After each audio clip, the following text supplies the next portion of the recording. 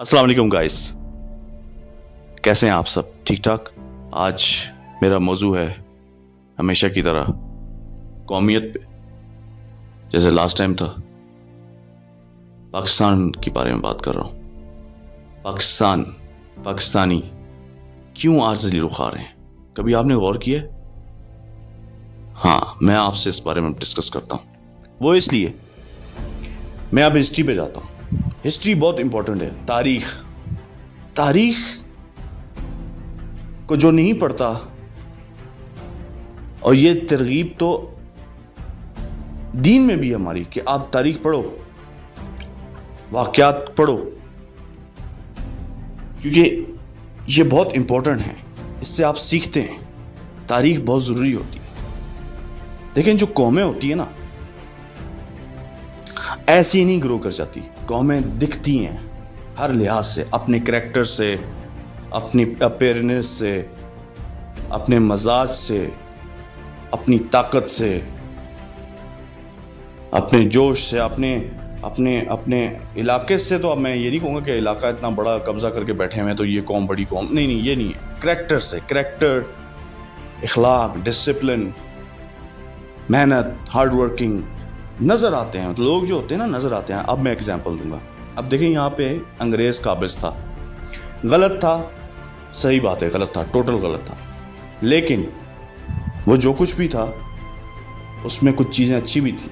अब बोलेंगे अंग्रेज की तारीफें कर रहा है, तारीफें नहीं कर रहा, मैं कह रहा हूं उसके अंदर कुछ खासियत थी।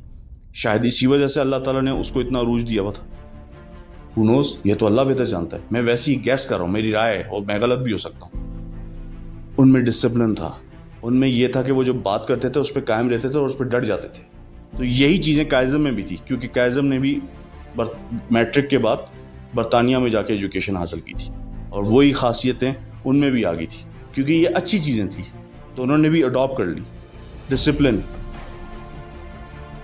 ठीक है ना, डिसिप्लिन होना, टाइम पे काम करना, और जो बोलना, बस जैसे खुद कायज़म ने कहा था कि जब एक दो डिसीजन ले लो तो उस पर डट जाओ। अंग्रेज ऐसे ही होता था। ये अंग्रेज था, असल में अंग्रेज ऐसे ही करता था। जब डिसीजन ले लेता था तो फिर उस पर डट जाता था, पीछे नहीं हटता था। तो वो जैसे हमारे यहाँ कहते हैं ना कि एक ज़बान होनी चाहिए बंदगी, तो वो उस तरह से कुछ, तो ये खासियतें थी अंग्रेज। सिर्फ टेक्नोलॉजी या कुछ पैसे या कुछ ऐसी चीज़ों की वजह से नहीं वो आके कब्जा कर लिया उसने। ये कुछ चीज़ें थी उस कौम में, जैसे आज चाइनीज में है, जैसे जापानीज में है, जैसे जर्मन्स में है, और दूसरी कौमों में है, जो दिखती हैं। जब वो मैदान में उतरती हैं तो पता चलता है कौम है, ये एक नेशन है, ये किसी चीज को रिप्रेजेंट करती हैं। वो देखो, वो कौम है। अब मैं हिस्ट्री पे जा रहा हूं, और मजीद रोमन्स, क्या रोमन ने, जिन कुरान में भी जिक्र है, उन्होंने हुक्मरानी नहीं की दुनिया पे, की है। यूनानियों ने, जिसमें अलेक्जेंडर था, सिकंदर आजम जिसको हम कहते हैं, यूनानियों ने हुक्मरानी नहीं की। सुकरात, अरस्तु थे ना, ये सुकरात, वो कहते हैं सुकरात ने शराब पिया था, ऐसी कुछ कहानी है। तो ये जो है यूनान ने भी तो हुक्मरानी की है ना, तो उनमें भी खासियतें थी ना, ऐसी तो नहीं उन्होंने दुनिया पे हुक्मरानी कर ली ना। तो कोई अच्छी गुडविल, और वो फिर दिखते हैं। स्पार्टा, आप बहुत मशहूर फिल्म है, बहुत हिट हुई थी मेरे ख्याल से, ये 300 के नाम से थी, आपने भी शायद देखी हो। तो स्पार्टन्स दिखाए तो बिल्कुल सही दिखाए। वो स्पार्टन्स ऐसे ही होते थे। मैं वो नहीं कह रहा कि उनके एब्स बने होते थे, वो तो फिल्म थी ना हॉलीवुड की, उन्होंने ऐसे दिखा दिया कि बड़ी बॉडी बिल्डिंग है। लेकिन जंगजू जरूर होते थे वो, ठीक है ना, वो जंगजू होते थे। उनका जीना मरना, वो जो फिल्म में एक सीन था ना, वो आते हैं, वो पूछता है उसका सरदार के, भाई तुम कौन हो? वो कहता है हम, तुम कौन हो? वो बोलता है तुम कौन हो? उससे सामने वाले से, स्पार्टा वाले पूछते हैं, उनका लीडर पूछता है, बोलता है मैं किसान, तुम कौन हो? मैं मिस्त्री, तुम कौन हो? मैं मोची। कहता है स्पार्टन्स, तुम कौन हो?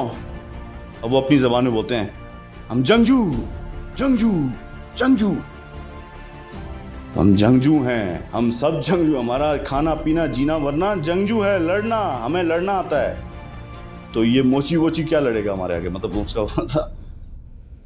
वो कहता है कि میں 300 ہوں, میرے پاس 300 ہے, تمہاری تعداد مجھ سے زیادہ ہے لیکن میں ایک بھی جنگجو نہیں ہے.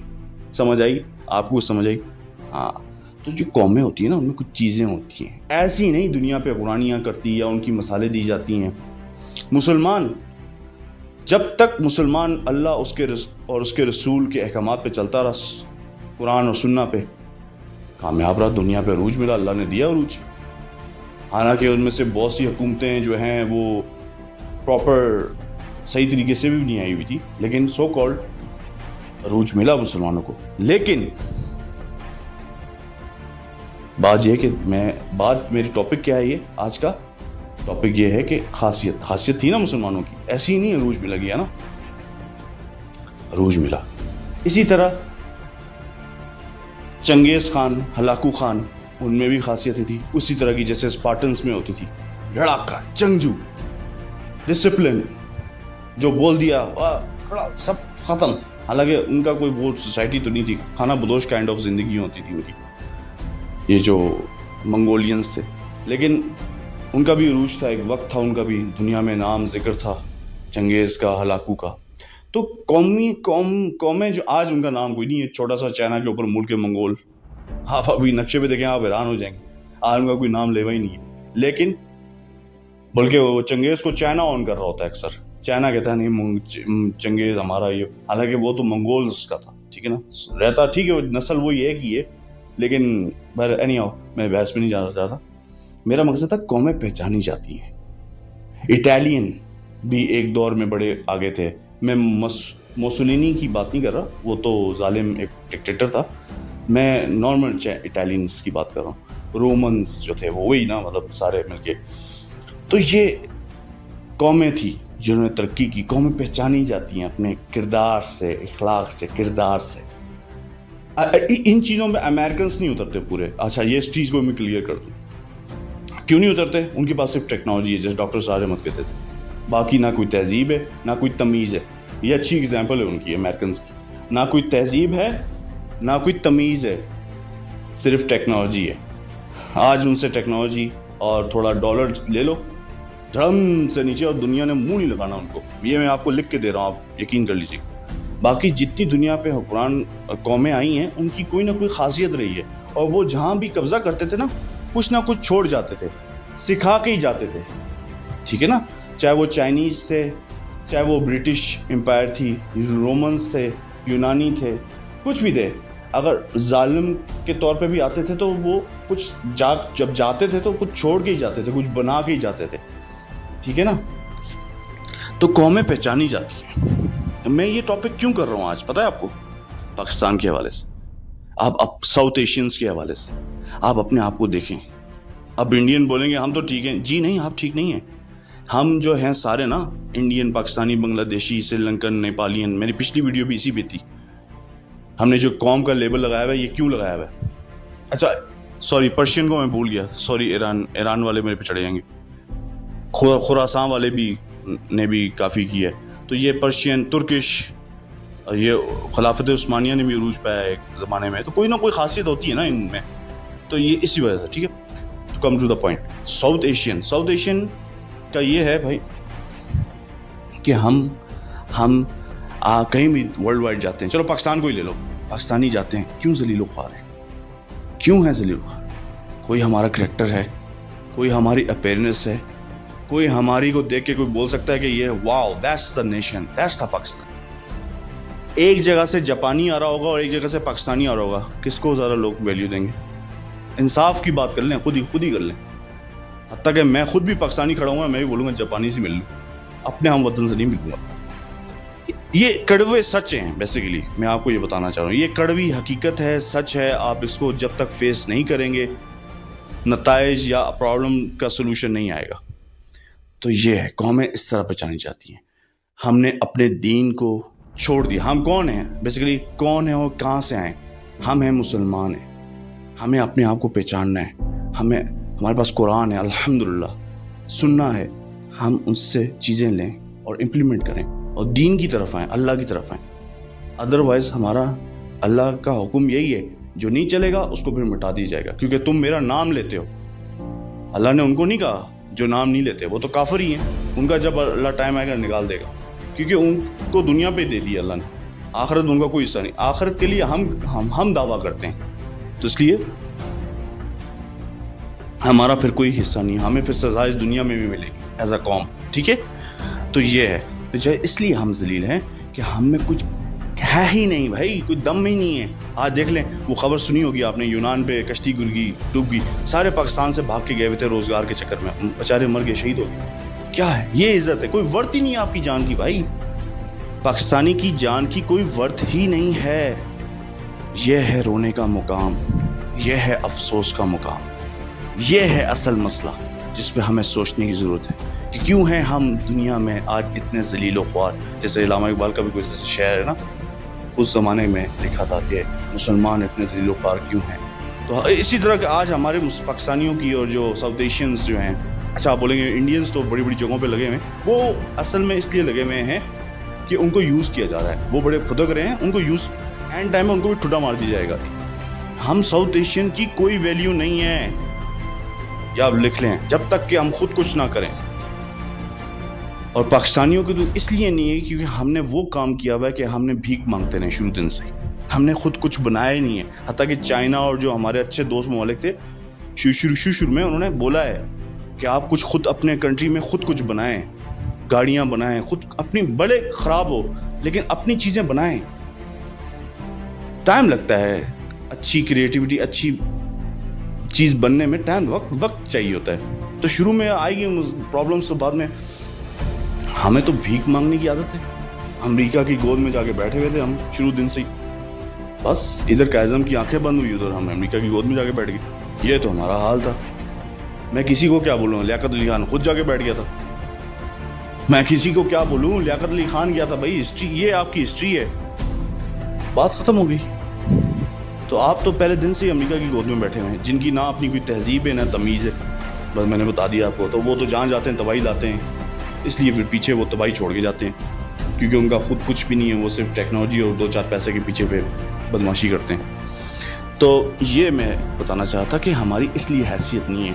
میں نے شروع میں کیا گوایا تھا, گنوایا تھا نا آپ سے کچھ, کریکٹر, اپیئرنس, کہ دور سے بندہ دیکھے بولے ہاں یہ قوم ہے. اولمپکس میں بھی مثال کے طور پہ, کھیلوں میں کے میدان میں بھی جائے تو کوئی آپ اترے تو دنیا بولے کہ ہاں, جو کسی زمانے میں ہم 60-70s میں ہمارے جب جاتے تھے ہاکی کے پلیئرز اور یہ وہ, تو عزت تھی ہماری وہ اسکواش کی. کیوں؟ کیونکہ ہم لوگ محنت کرتے تھے اور ہمارا کریکٹر تھا, ہماری ڈسپلن تھا. کچھ ہمارے پاس جہانگیر خان جیسے, جانشیر جیسے پلیئرز تھے, ہاکی میں بھی ایسی تھے, پھر کرکٹ میں بھی ہمارے, مطلب یہ تو سپورٹس کی بات ہو گئی, اور دوسری فیلڈز میں بھی ایسی تھا. لیکن آج آپ ذلیل اس لیے ہیں کہ آپ کے پاس کچھ بچا ہی نہیں ہے, نہ کوئی کریکٹر ہے, نہ کوئی سچائی ہے, نہ کوئی ایمانداری ہے, نہ کوئی گڈ ول ہے. گڈ ول کیا ہوتی ہے؟ گڈ ول یہی تو ہوتی ہے, کیا ہے کیا آپ کے پاس.